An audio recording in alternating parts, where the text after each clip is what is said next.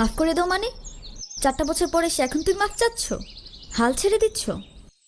তো আমি আর কি করবো, আমাকে একটু বলবা? একটু বোঝার চেষ্টা করো। তোমার আর আমার ধর্মটা আলাদা, জেনি। তোমার ফ্যামিলি কখনোই আমাদের সম্পর্কটা মেনে নেবে না। তুমি কি আমাকে ভালোবাসো না? আরে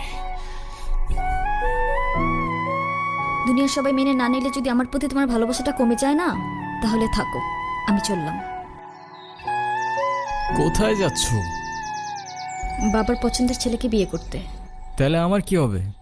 তুমি তো আর আমাকে ভালোবাসো না। বাসি, অনেক ভালোবাসি।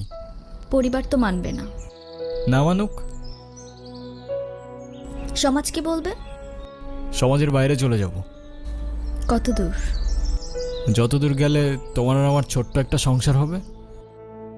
আগলে রাখতে পারবে? সারা জীবন।